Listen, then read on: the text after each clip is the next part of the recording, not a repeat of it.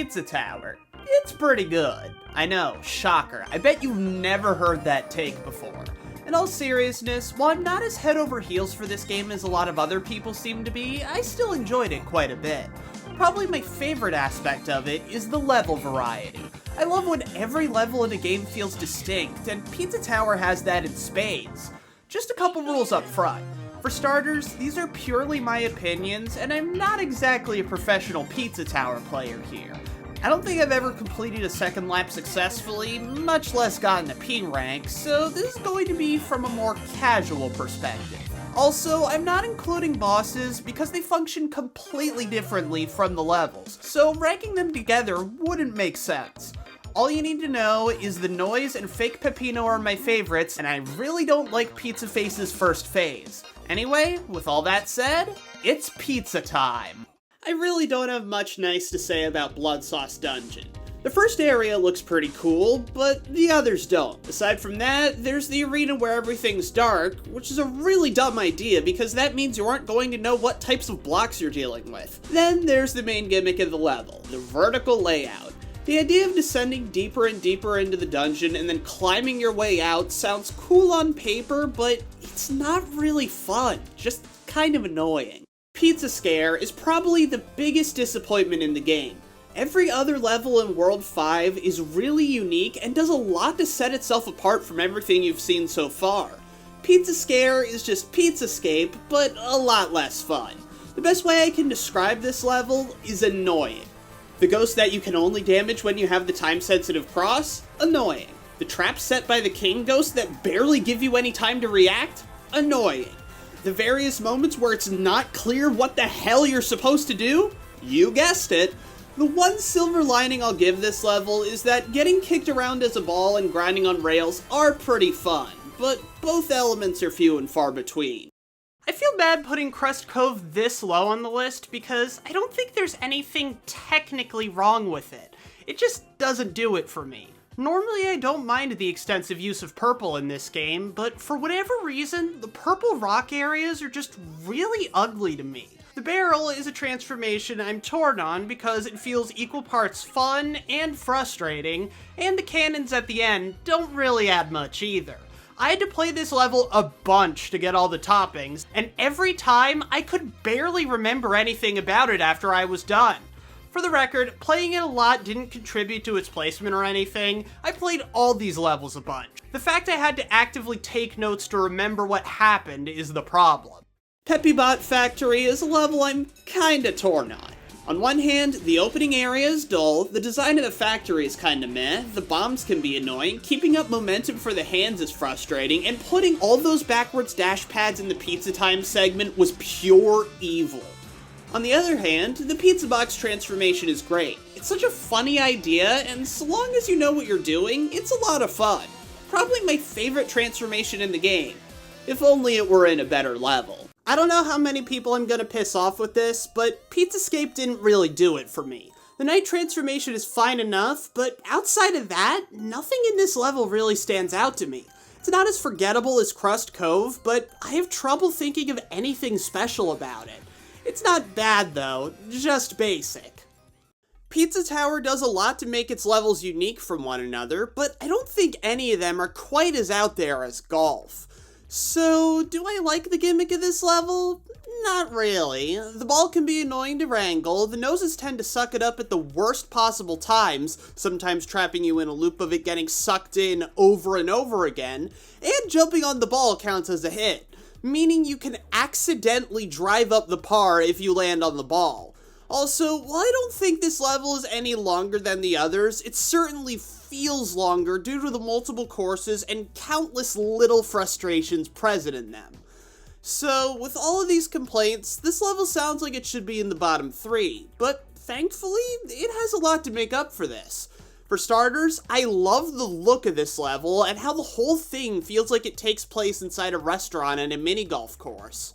I also really like the various images you can get for your different golf scores, and the times when you get thrown around by the cheese monsters are pretty fun. So yeah, it's a nice try at being unique, but it just didn't do it for me. There isn't really much to say about John Goddard. After all, it's the most basic level in the game, and for that reason, I used to consider it my least favorite.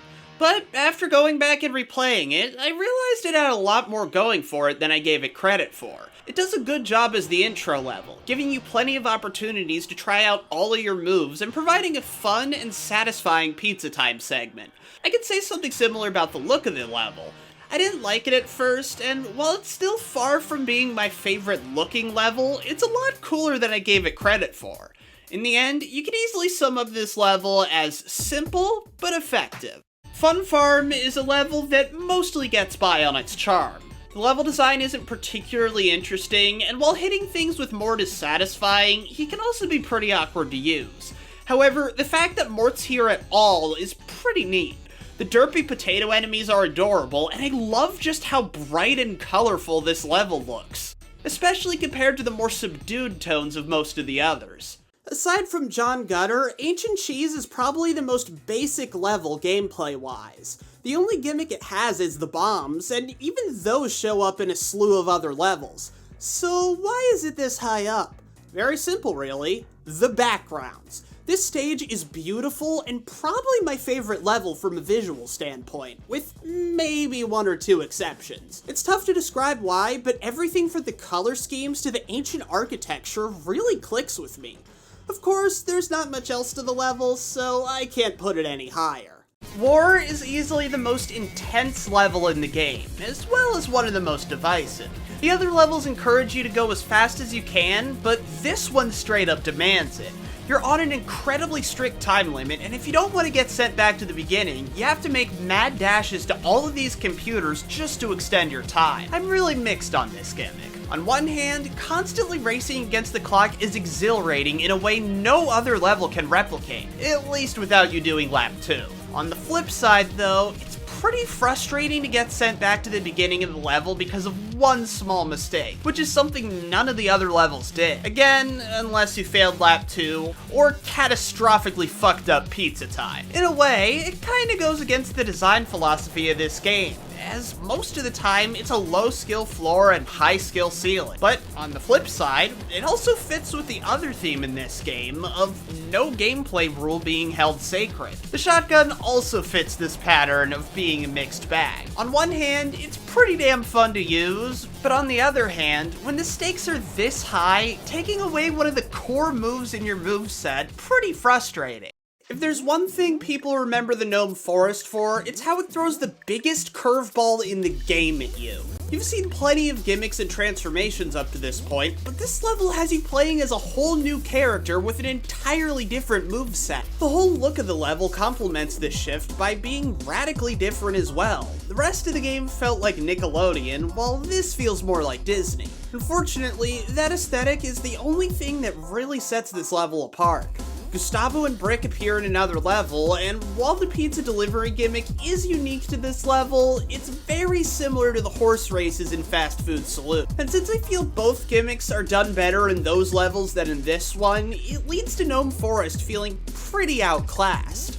Also, why do we have to do the Gustavo and Brick tutorial every time? It's not a huge deal, but it feels really weird. The Wasteyard is a level that I feel is less than the sum of its parts. Between the ghost transformation, the body surfing, and the ghost of John Goddard chasing you in the pizza time segment, there's a lot going on here. Unfortunately, I don't think it meshes together very well. The body surfing is fun, but it doesn't really add anything until the pizza time segment, which is really fun, but feels like it's over too fast. As for the ghost power-up, it's obviously on the slower side, which isn't necessarily a bad thing, but it really clashes with the speed that the body surfing gives you. I feel like both of these transformations would be more fun if they were in their own levels accompanied by different gimmicks. As is though, the Wasteyard is still fun, even if it feels a bit haphazard. I'll admit, I didn't think much of the Oregano Desert on my first run, but going back, it's a lot of fun. For starters, I'm a big fan of the look of this level. Sure, it's not that different from the rest of the game, it's mostly just a desert with pizza in the background, and even the alien gimmick at the end is repeated later. But I'm a sucker for desert levels, and that goes double when they're clearly inspired by something other than Egypt. I also love the pizza marts. Sure, on paper, they're kind of a nothing gimmick, but I really like the change in scenery and level design they brought with them.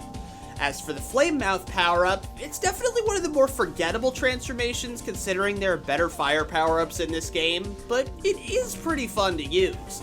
Plus, all those block walls with weak spots give me Kirby vibes, so that's fun. I like getting kicked around by the cows too, it's funny and weirdly satisfying.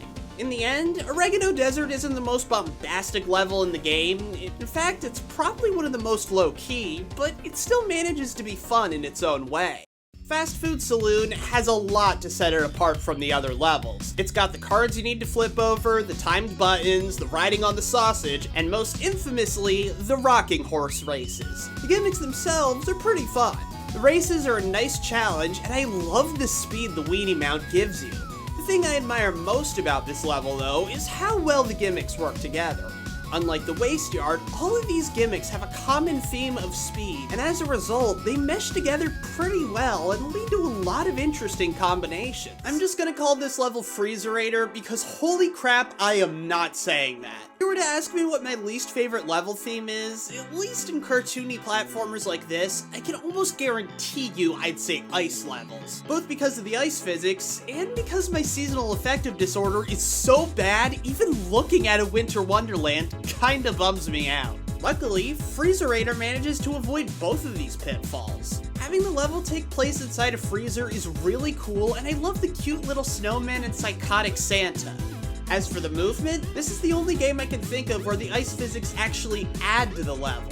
All the sliding around makes you move faster than you normally would, and the level gives you plenty of opportunities to do it, along with things like ramps and water bottles to complement your movement. Also, halfway through, the spicy pizza power-up basically lets you become a god, flying around and melting blocks you couldn't do anything about earlier. It's really fun.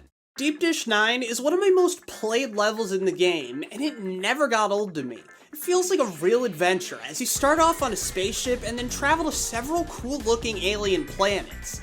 The rocket is really fun to use, the olives are fun, if a bit frustrating, in a good way, and all the creative ways this level combines those gimmicks with all the portals lying around, from using them as hazards to requiring them for puzzles, is really neat. Not much more to say. A really strong level with a lot of fun gimmicks. The crumbling tower of pizza is the perfect send-off to this game.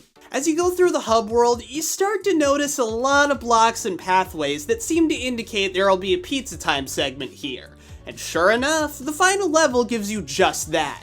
You would think the final level would be really hard, but no, that was War's job. This is a triumphant victory lap that sees you descending the tower using every level gimmick they could cram into this level, which isn't all of them, but it's a lot. Meanwhile, everyone in the tower starts following you to escape, which just adds to the feeling of chaos and triumph. The level isn't any higher because it's just a pizza time segment, which makes it more replayable, but also means it has less depth than the others. But even with that, it was originally my favorite before a few others dethroned it. The Pig City is the Milkman Conspiracy or New Donk City of this game. As in, even if you like another level more, you have to acknowledge this one's the GOAT. Or pig in this case. So what makes the Pig City so special? For starters, just look at it. While it's not my favorite looking level in the game, there's no denying how much detail was put into the scenery here. I mean, come on, you've got rapping pigs, what more could you ask for? Between the openness of most of the areas and all the different sub-areas through the taxis, this place feels huge. It's the same length as the other levels, but when you finish it, you feel like you've been on a big adventure. That's not the only thing that makes this level feel special though. There's also the matter of the gimmicks. You've got plenty of them. Grind rails, rat balloons, police pigs, they're all fun, and what's even cooler is that halfway through the level, you switch to Gustavo and Brick, and they interact with these elements in completely different ways. The contrast makes for a lot of fun variety while still feeling perfectly natural. All in all, it's really easy to see why this is the fan favorite. Oh Shit is pure chaos and I love it. There's so much going on in this level. From the banana peels to the pipes to the weird Mr. Burns guys, you're constantly getting flung around here and it's so much fun. Beyond that, there's also the block switches, which make for some fun puzzle elements when combined with the pipes. Then there's the matter of the transformations. The garbage can is really fun, and while I know a lot of people don't like the cheese power, I thought it was fine. The slower walking never lasts that long, and rolling around as the ball and wall jumping are pretty fun. So yeah, one of the best, but there's still one better. Don't Make a Sound is simply phenomenal. You'd think that a level based on Five Nights at Freddy's in a game like this would be lame, but it's anything but. This level revolves around stealth, but unlike most stealth segments in non-stealth games, this one doesn't force you to slow down. Basically, every enemy has a small line of sight, and if they see you, a countdown will start, which ends with an animatronic showing up and making your life hell. But you can kill the enemy before the countdown is over, meaning you're safe. But there are also enemies that you can't kill, and moments where you have to wake up the animatronics just so you can advance, forcing you to run away from them. The whole mechanic is a ton of fun, and the atmosphere in this level really accentuates the intensity of it. Then, of course, there's the pizza time segment, where you get a shotgun and can finally send these things to hell where they belong. Don't Make a Sound truly transcends this game. It goes beyond being a really fun level and tells its own tense, engaging story with an amazing payoff at the end. I am Defoffalizer, and what's your favorite level in Pizza Tower? Let me know in the comments, and I'll see you next time.